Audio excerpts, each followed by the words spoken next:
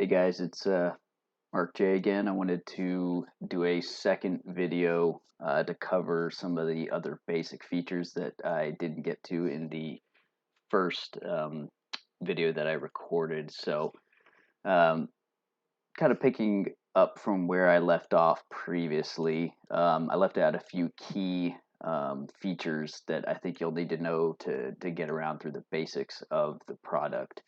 Um, One of the pieces I was trying to show was how to make a chart with some of the same settings, and I completely forgot to show you the button over here on the top left of a chart. This is where you can click the button and choose replicate window out of page, and you can link windows as well, um, which I have not completely mastered that yet, but I've gotten a lot of the basics and think I understand it pretty well. So if you want to make a chart that has the same, this same background like I had discussed before, you could come over to page, footprints, the market delta default. No, let's not save that right now. Um, Actually, you know what? Let's load my demo page that I had before. We're not going to save that.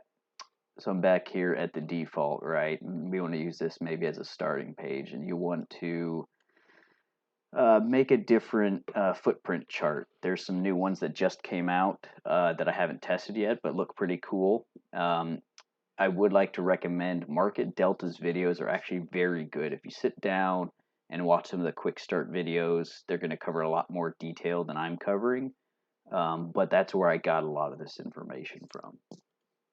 But anyway, if we want to start here, we could choose replicate. It's going to make a pop out of this exact same window. I know George has shown that on some of his videos, so if you've already watched his, you probably already know that.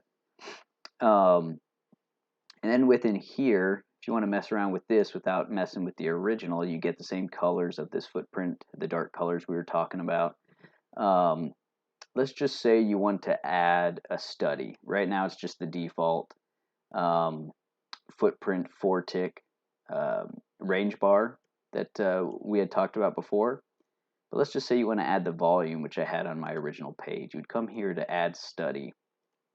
And within that, you can click on all, which will let you scroll through everything they've got. There's a lot of different pieces in here. You know, all the basics you would normally see, MACD, um, other ATR, Arun, which is one that I like to use. It's got a whole bunch of different pieces in there. Let's just say you want to add a volume profile, which I believe George has some of that on his. You want to apply it to this footprint. You can search in here, or you can just look for it. These are your recently used uh, studies that you've used. So let's add the volume profile. I've actually set a default setting, I believe, on mine, which I can show you that in a minute. So it's going to be smaller on the screen. By default, it normally, if you right click it and do modify VP like I showed you in the last video, you can change how much of the screen it takes. So it starts out I think at 25. For me that took up too much space, so I changed the default to 10. So I did 10, apply, and I did set as default. So now whenever I add the VP study, it's going to take that 10% as a default. The other thing that I've changed, this yellow here is what they call the value area. Honestly, I'm not quite sure what value that provides. I also don't like seeing total volume. So what I did for highlight is I had the bid ask and hit apply. And now it changes it to red and green, which is what I prefer. It's still highlighting. These are point of controls. And you can remove these lines. If you right click different pieces after, okay, let's hit okay. You can hide all the labels if you don't want to see all these point of controls. You can come back here to modify VP. I showed you guys before. If you hit display, this is where you can change different pieces. So let's say you don't want all these point of controls over here. These are where it fills it. You could change them to none, none, none, none. But you want to show the point of control marker, purple line it looks like. This is what I haven't quite mastered. It says show it, but I'm not seeing anything on here. Why it's not showing, I haven't figured that out yet. So I'm obviously missing something, but if you know, maybe you can tell me. One thing I have found is if you have questions on stuff like this, you can come over to support.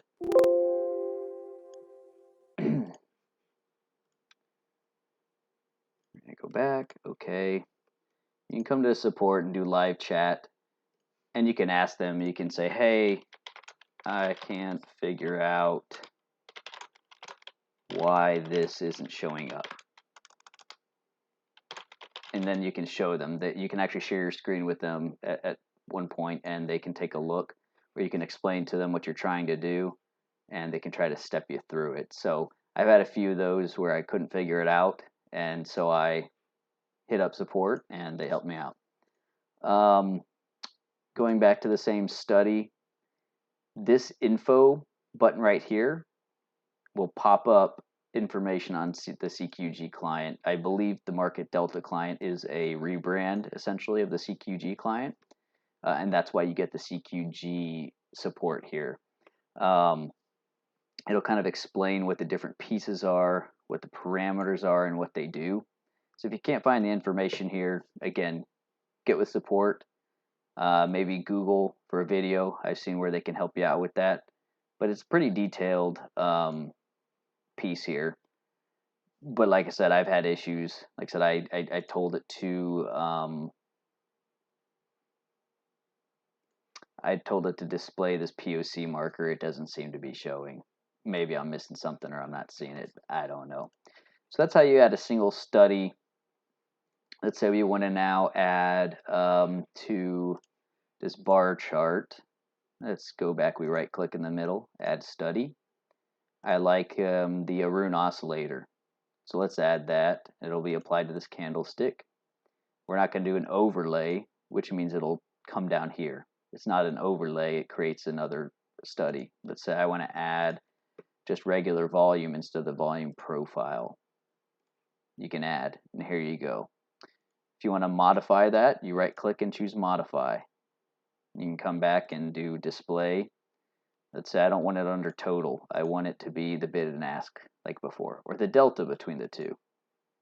You do that, hit apply, see if it's what you like.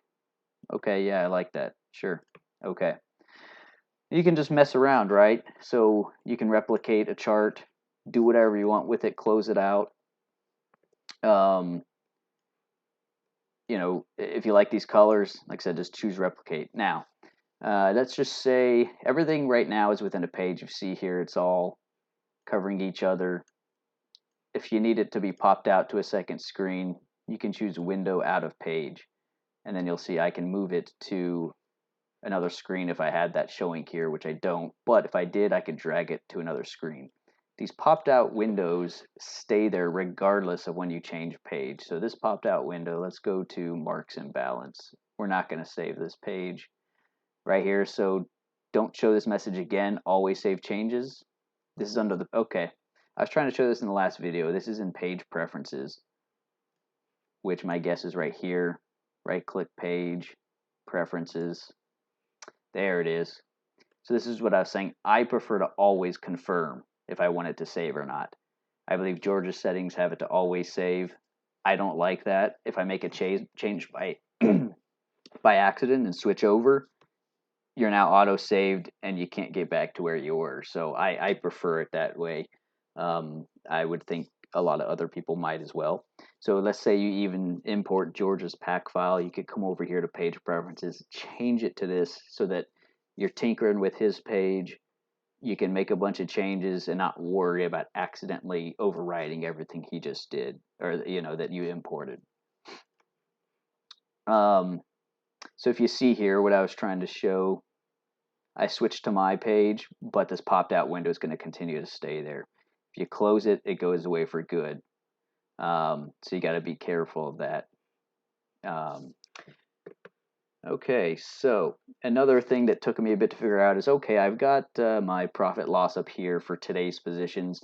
where do I find all of my order or my account positions? That's going to be under more here, order and positions. This window you can add into here.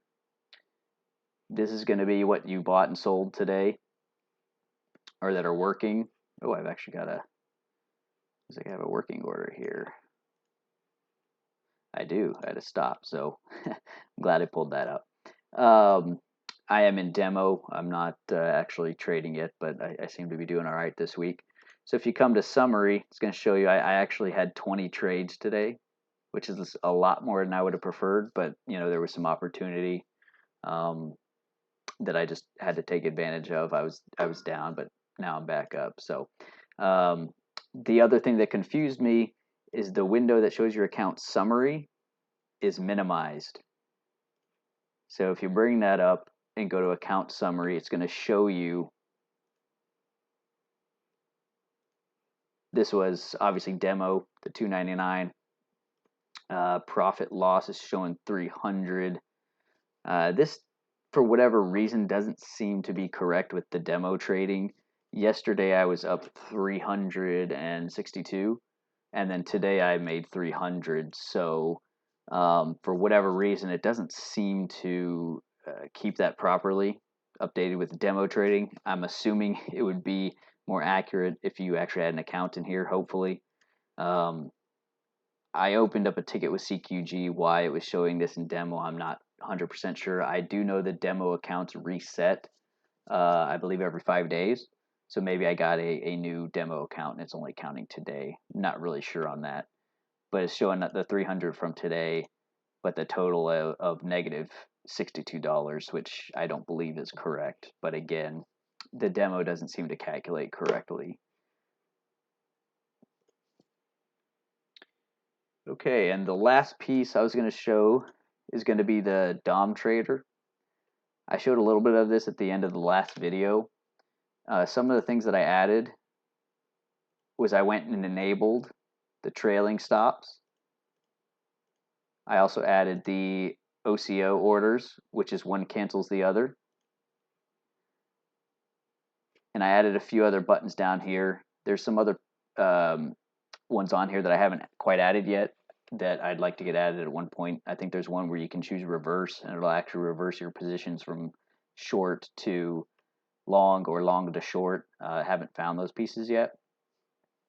But essentially on the left side here, your default is going to be a limit order if you're buying up above. So if I click that, I have mine set to confirm right now, just because I prefer to have a little bit more control. I think George has it to where it just auto places the order.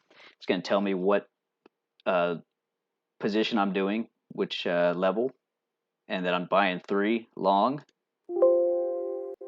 This is a limit, so it's above the market price, so it's actually going to fill because I'm setting a limit order up here.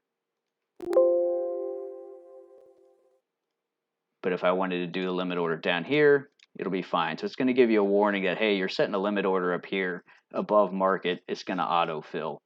If you want to set your buy limit down here to go long, for if it comes down here to the 850 here at the 28,950, it's going to fill down here. If you right click it, it's going to let you cancel it. Like I said, I have confirmations turned on. You can turn those off. That is also over here on the left side if you come into setup and trading preferences. And here's where you can turn on and off under limits. Let's see here.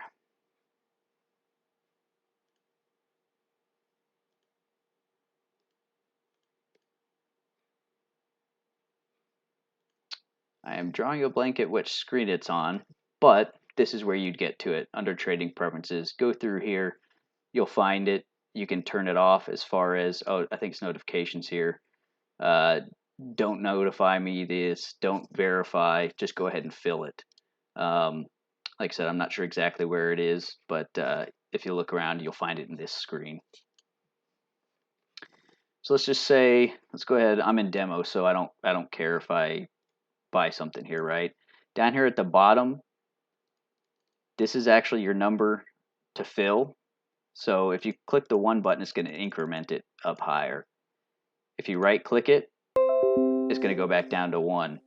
You can actually add 5 increments of 5. I don't want to do 26 contracts. I don't have that kind of cash.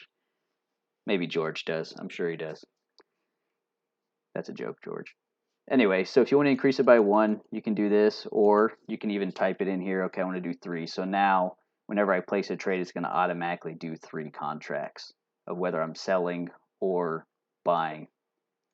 So if you're wanting to do 2 contract lots, 5 contract lots, you can set that down here, or you can just leave it at 1. So let's go ahead and do a buy market. If you click that, it's going to fill, right? I have it to where it alerts on every fill. So I'm going to close that. Lets me know that it filled and what price. All right, so right now it's at our level right here, right below. So it's hovering at my level. Let's just say I want to create a up here. We're going to turn trailings off. I want to create a one cancels the other order. There's a way to add those buttons up here. I don't have that done right now. If I turn this on right here, I believe this is how it works. We're going to do a limit sell here.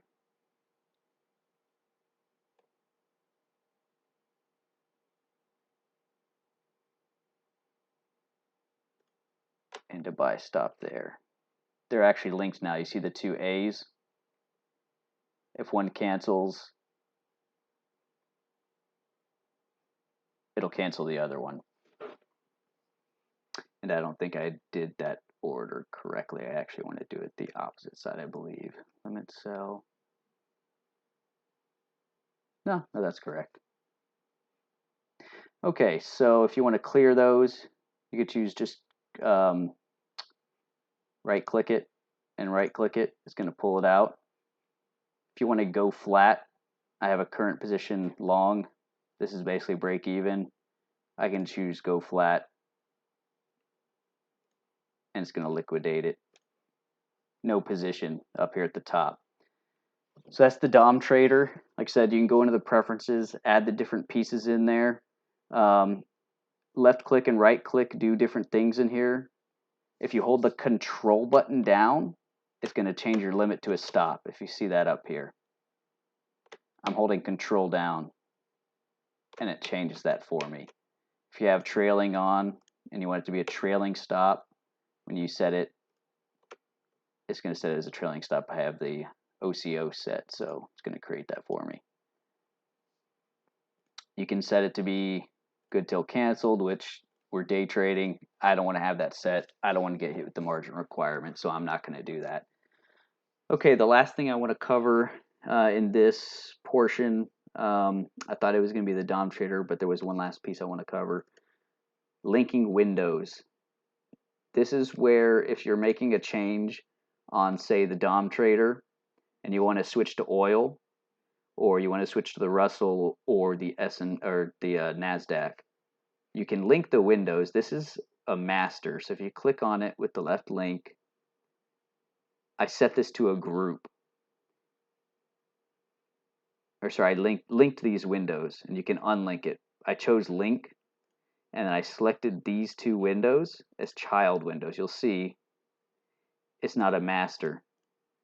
This one's the master, so it's grayed out to change to a child. What that means is, since these 2 are children of this one, it's going to take whichever symbol I make in here. So if I've put the crude oil, when I click that, you're going to see it changes the 2 other charts.